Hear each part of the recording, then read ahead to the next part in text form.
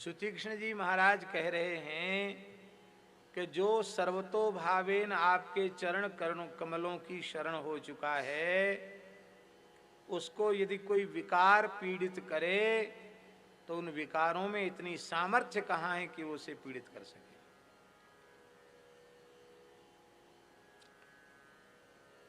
कोई क्रोध, लोभ, मद, काम आदि विकार यदि उस भक्त को पीड़ा पहुंचाना चाहते हैं तो हे रघुनाथ, हे प्रभु, आप अपनी तर्जना से टेढ़ी आंख आप कर देते हैं तो इन विकारों की हिम्मत नहीं होती जो भक्त के निकट आए।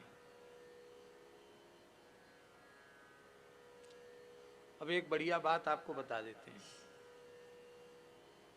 ये विकार भक्त का कुछ बिगाड़ तो पाते नहीं है, ये निकट आ नहीं पाते हैं, तब कहाँ जाते हैं? फिर ये संसारियों के पास जाते हैं।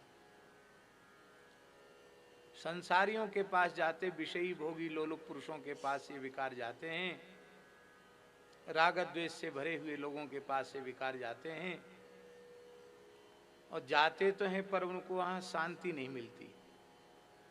बेचारे खुद ही अशांत हैं। अच्छी जगह में सब रहना चाहते, बुरी जगह में कोई नहीं रहना चाहता। तब ये विकार भी कृतार्थ होने के लिए भगवान से प्रार्थना करते हैं कि किसी संत की सन्निधि में हमको भेज दो।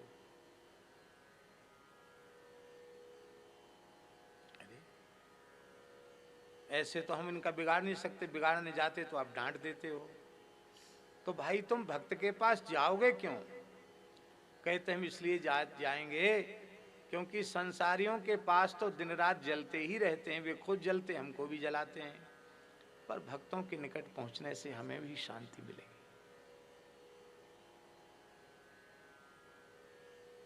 तो राम जी कहते तुम विकार हो ही तब तक जब तक विषयों से, भोगों से, शरीर संसार से जुड़े हुए हो। भक्त और भगवान से जुड़ने के बाद तुम विकार रहोगे कहाँ? तुम तो उपासना का साधन बन जाओगे। तो चलो ठीक है। अब भक्त को क्रोध उत्पन्न होता है तो उसका क्रोध भी प्रेम का एक विकार है, वैश्विक क्रोध नहीं है उसमें। अब भरत जी का जो क्रोध है वो क्या विकार है?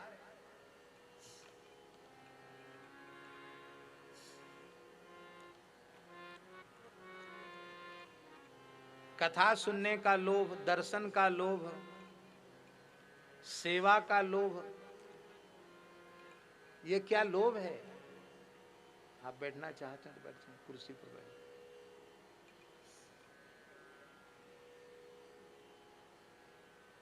ये क्या लोभ है? ये लोभ नहीं है। ऐसा लोभ तो सबको व्याप्त हो जाए। कथा का लोभ, कीर्तन का लोभ, सेवा का लोभ, मद,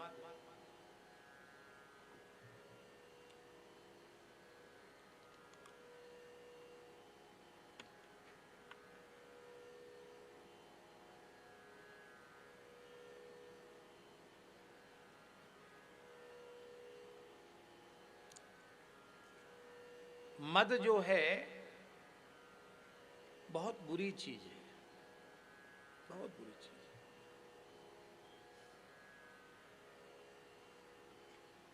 मदमत्त व्यक्ति, मत वाला,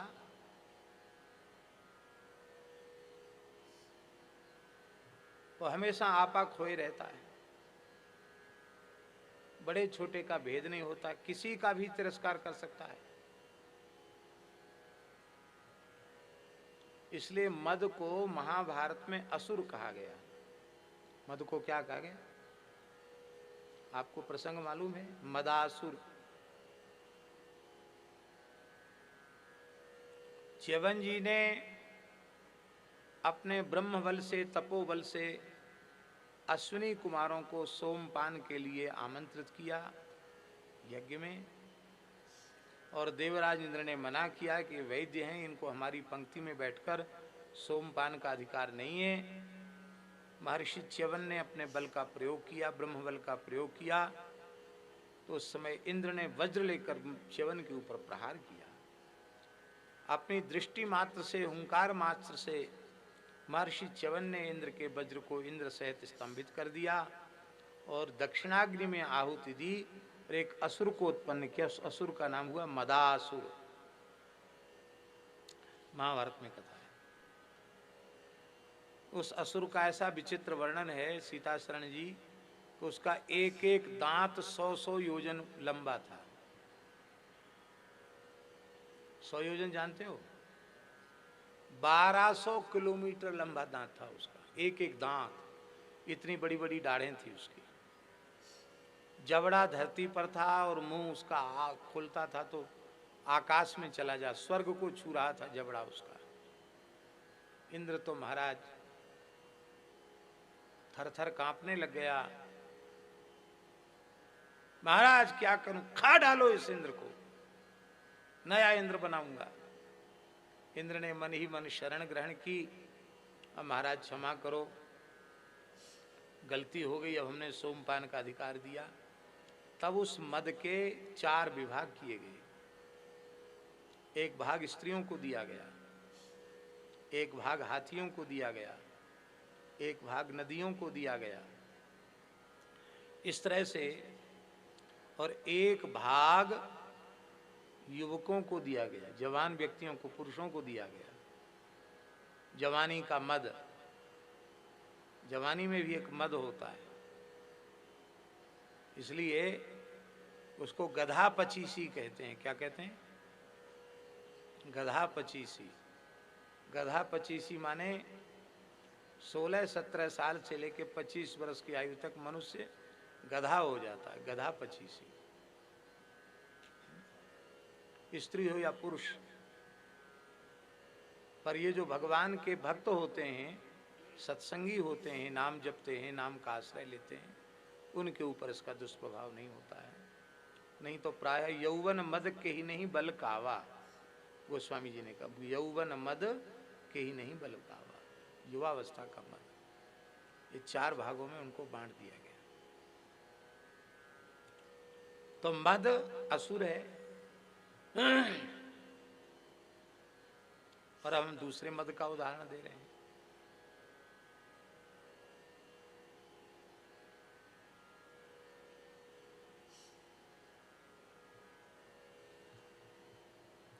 अकबर अपने लाव लश्कर के साथ फतेहपुर सीकरी जा रहा था। मथुरा के किनारे उसका पड़ाव पड़ा। गुलाब का शौकीन था, बढ़िया चैती गुलाब खरीदने के लिए अकबर ने अपने गुलाम को आदेशित किया। वो खरीदने के लिए मथुरा मंडी में गया और बढ़िया ताजा ताजा देसी सुंदर इतना बड़ा बड़ा चैती गुलाब,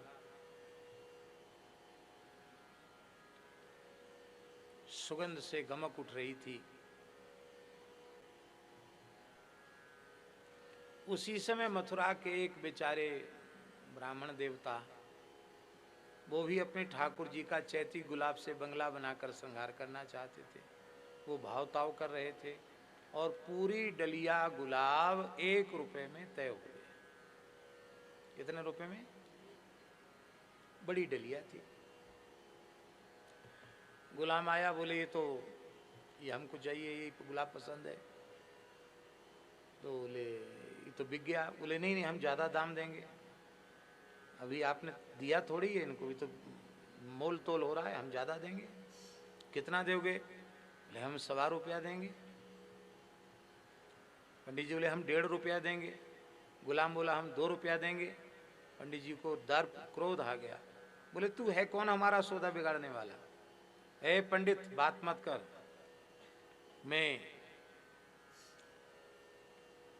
जहां पनाह शहंशाह अकबर का गुलाम। इतना सुनते ही ब्राह्मण में सात्विक मद आ गया। रे, एक नाचीज हाड़ मास के पुतले बादशाह के गुलाम में इतनी हिम्मत, जो हमारे ठाकुर जी के सौदा को बिगाड़ दे। और मैं अनंत कोट ब्रह्मांड नायक सर्वेश्वर परात्पर परब्रह्म श्री कृष्ण का सेवक हूँ, गुलाम हूँ, गोपाल जी का गुलाम हूँ। मेरे सामने ये बादशाह और इसका गुलाम क्या चीज है? बस ये उनके मन में भाव आया और उन्होंने कहा मैं 2 रुपए दूंगा। उसने कहा मैं 5 रुपए दूंगा। उन्होंने कहा मैं 10 रुपए दूंगा। होते होते अंत में गुलाम ने कहा मैं 50 रुपए दूंगा इसके। आपने कहा मैं 100 रुपए दूंगा। गुलाम भाग गया। उसने कहा हमको तो बादशाह फांसी पर और चढ़ा देगा, इतना पैसा भी मेरे पास नहीं है। जो 1 रुपए का अधिक से अधिक दाम हो उसका 100 रुपए देना कौन सी बुद्धिमानी है। मेरा मालिक इतना उदार नहीं है। पर माली तो माली था। माली ने कहा पंडित जी बात की बात है, हमारा सौदा 100 रुपए में तय हुआ, आपने खरीदना स्वीकार किया है।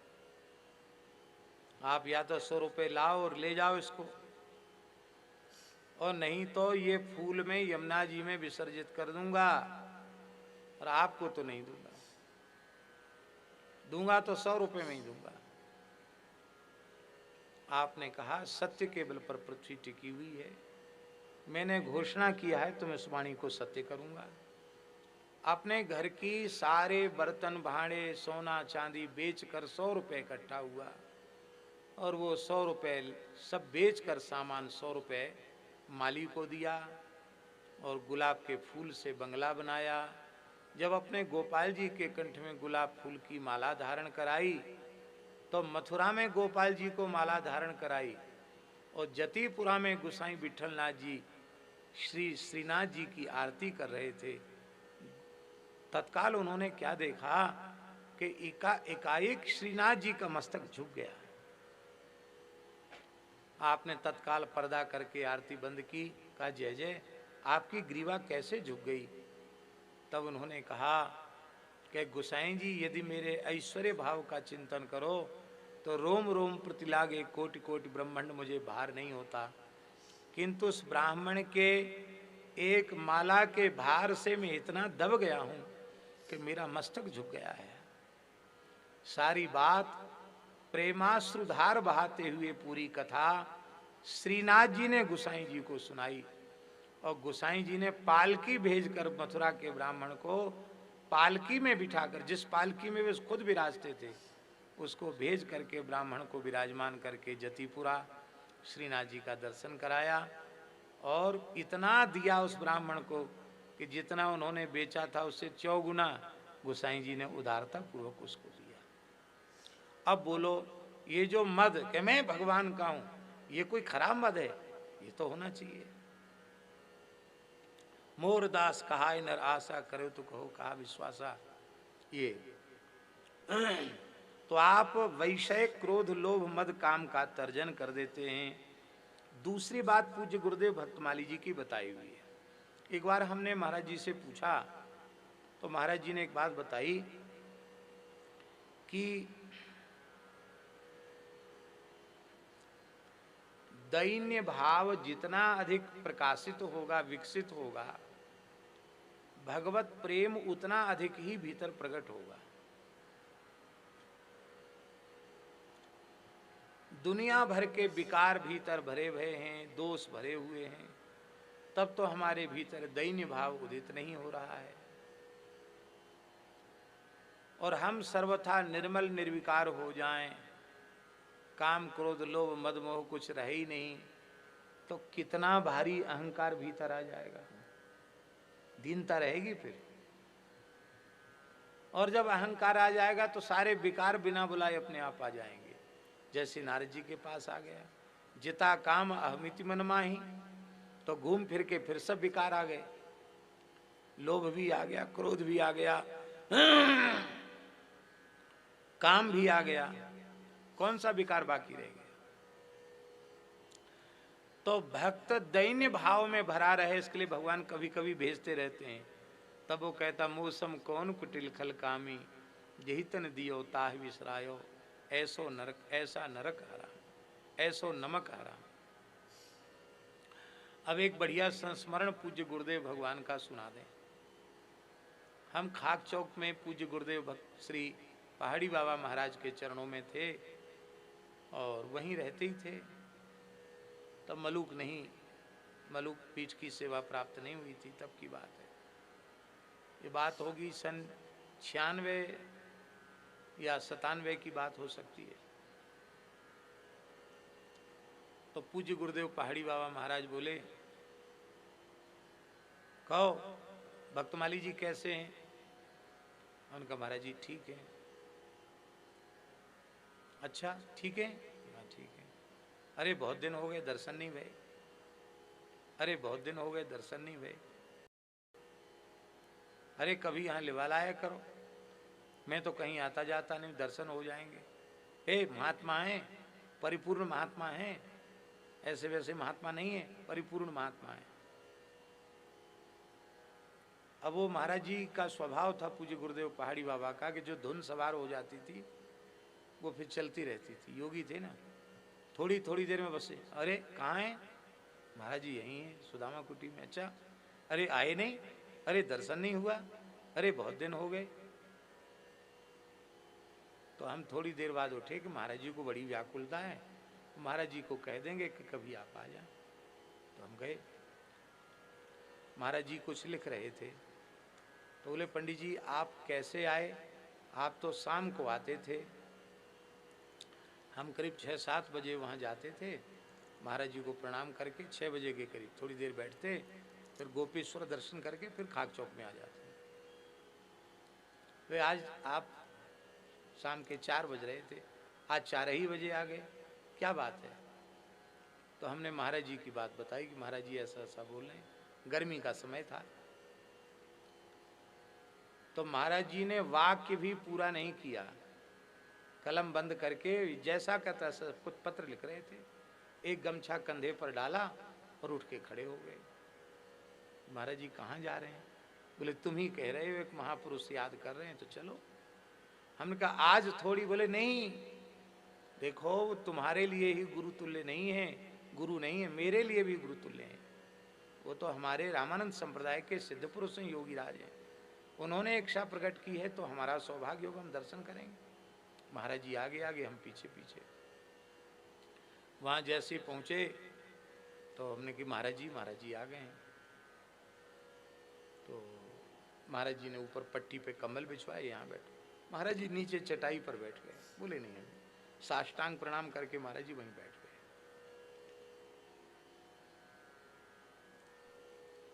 अब पहाड़ी बाबा महाराज बोले,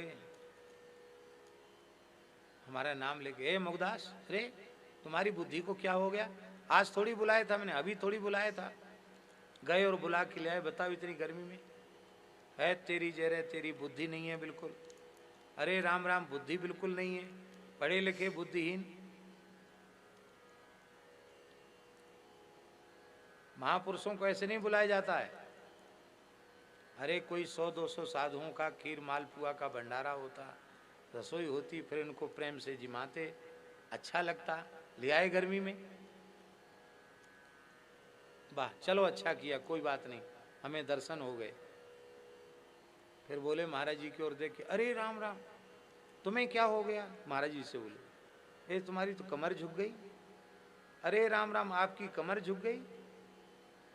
महाराज जी बोले हाँ वृद्धावस्था है। देखो मेरी कोई कमर मर नहीं झुकी है। महाराज जी बोले आप योगी राज हैं, हम तो सामान्य व्यक्ति हैं। तो बाहर आते जाते हो?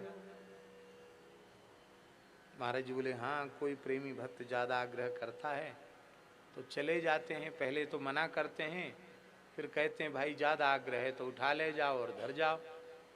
क्यों जाते हो बाहर?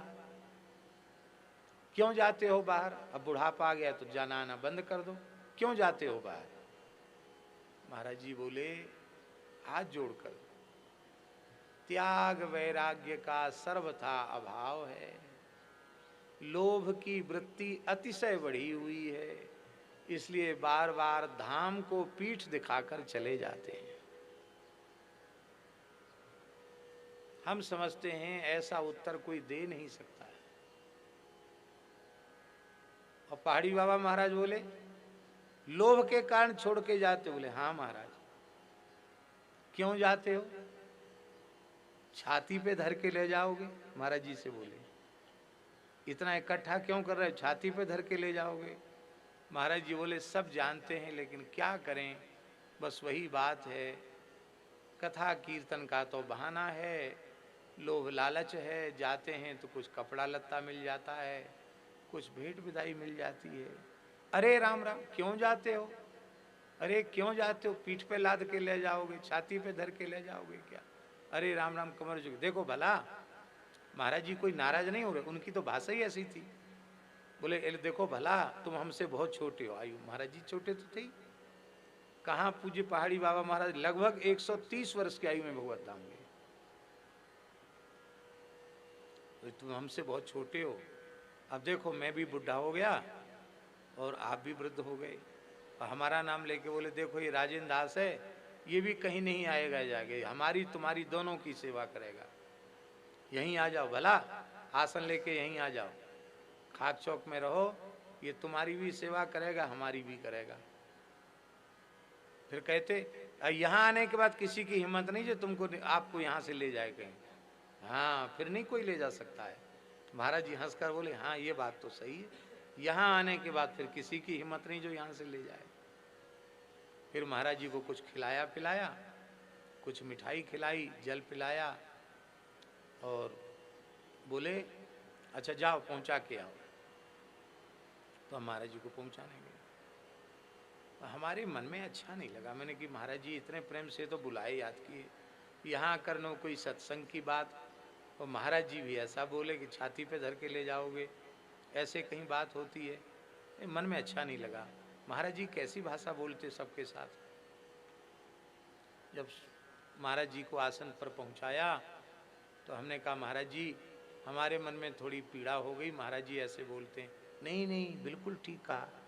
मैंने कहा उन्होंने ठीक कहा, आपने कैसे ठीक कहा? हम तो आपके चरणों में रहते, हमने देखा कि लोभ की सूक्ष्म गंध भी आपके चित्त में नहीं है, फिर आपने ऐसे कैसे कहा कि त्याग वैराग्य का अभाव है, लोभ बहुत बढ़ा हुआ है, इसलिए धाम को पीठ दिखा के चले जाते हैं। महाराज जी ये बात तो आपकी हमारी समझ में नहीं आई, हमको तो बड़ा कष्ट हो गया। महाराज जी बोले पंडित जी आपकी श्रद्धा है, इसलिए आपको हमारे में दोष नहीं दिखाई पड़ता है, पर तुम्हें पता नहीं है तुलसीदास जी का वचन, लोभ पास जेहि गर न बंधाया, सोनर तुम समान रघुराया। जिसके गले में लोभ का फंदा नहीं पड़ा वो तो तुम्हारे समान है। तो हम तो राम जी के दास हैं, उनके समान कहाँ हो सकते हैं? इसलिए हमारे भीतर तो लोभ है, काम है, क्रोध है, सब है। फिर थोड़ी देर शांत होके बोले मान लो नहीं है, मान लो नहीं है, हमारे भीतर काम क्रोध मद लोभ आदि विकार नहीं है, तुम्हारी बात मान लेते हैं, लेकिन नहीं है ऐसा स्वीकार करने में हानि है।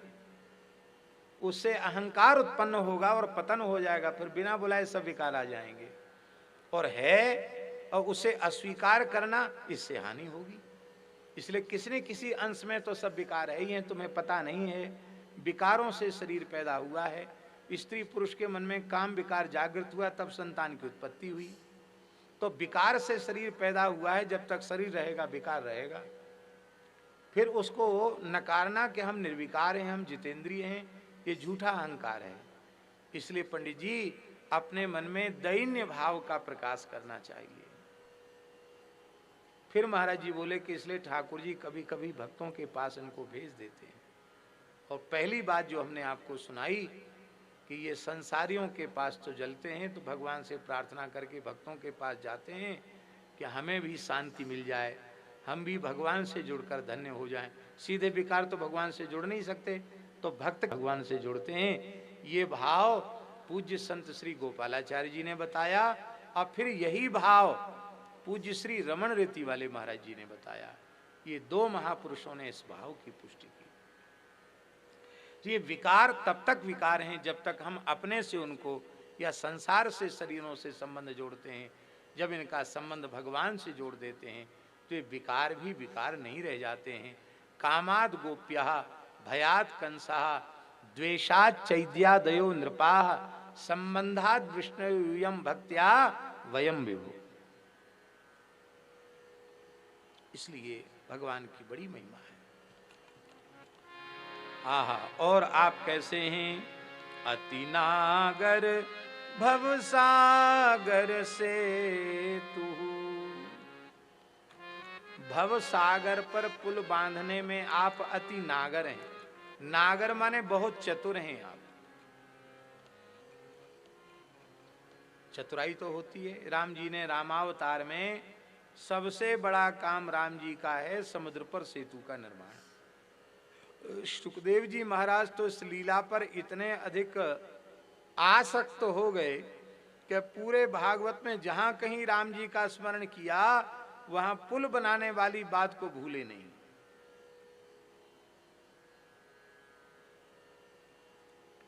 त्रस्ताब्धि ही बद्ध सेतु खलद वदहन कौशलेन्द्रो वतान्ना। कितनी बार जामवंती जी महाराज भी कहते हैं,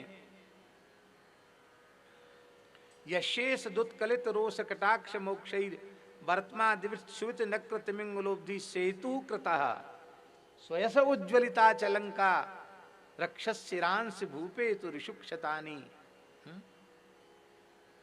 और भागवत के टीकाकार श्रीधर स्वामी पाद तो मंगलाचरण में ओम नमः परमहंसा स्वाद चरण कमल चिन्म करंदाय भक्तजन मानस निवासाय श्री रामचंद्राय। तो पंडित श्री बंशीधर जी टीका में लिख रहे हैं कि ग्रंथ के प्रतिपाद्य श्री कृष्ण हैं, राम जी के मंगलाचरण में स्मरण का भाव क्या है। तो बंशीधर जी लिख रहे हैं कि श्रीधर स्वामी जी ने विचार किया कि भागवत पर टीका लिखना तो क्षीर समुद्र को पार करने के जैसा है। तो क्वाहम मंदमति क्षुद्र मथनम क्षीर भार देह किम तत्र परमाणुर्वै यत्र मज्जति मंदरा। कहाँ तो मैं क्षुद्र अल्प बुद्धि वाला और कहाँ भागवत क्षीर सिंधु का मंथन। तो इस अब टीका लिखना तो समुद्र को पार जाना है, तो क्या करें। बोले समुद्र से पार उतारने वाले 24 अवतारों में एक ही हैं रघुनाथ जी, जो समुद्र पर पुल बना सकते हैं। इसलिए राम जी से प्रार्थना करते हैं कि भागवत क्षीर सिंधु पर अपनी कृपा का सेतु बना दीजिए, जिसका आश्रय लेकर पिपीलिका के जैसा तुच्छ में बुद्धि वाला और भागवत पर कुछ लिख सकूं। अब ये अति नागरत्व क्या है। समुद्र पर सेतु का निर्माण करना 40 कोस चौड़ा, 120 किलोमीटर चौड़ा और 1200 किलोमीटर लंबे पुल का निर्माण करना, पूरे विश्व के इतिहास में इतने बड़े सेतु का निर्माण किसी ने नहीं किया। ये तो विलक्षणता है ही। सबसे बड़ी विलक्षणता क्या है। अति नागर भव सागर सेतु। इस सागर का तो पारावार है। आओ, इस सागर का तो पारावार है, किंतु भव सागर का कोई और छोर नहीं है। इसका कोई पारावार नहीं है। अब लंका तक जो समुद्र था वो तो केवल 1200 किलोमीटर था, और भव सागर का तो कोई और छोर है नहीं, पारावार है नहीं। पर इस अति दुस्तर अपार भव सागर पर इतना बढ़िया पुल बना देते हैं राम जी। किस रूप में। स्वयं भी नहीं आना पड़ता, अपने आश्रित के अंतःकरण में सर्वसमर्थ नाम की करके और भव का निर्माण कर देते हैं। कैसा सेतु। बोले पुल दिखाई नहीं पड़ता, चलने का श्रम भी नहीं करना पड़ता और वो पार उतर जाता है। कहती ये कैसे संभव। पुल दिखाई न पड़े, चलने का श्रम भी न करना पड़े और पार भी उतर जाए, ये कैसे हो सकता है। नाम लेत भव सिंधु सुखाही, नाम लेत भव सिंधु सुखाही।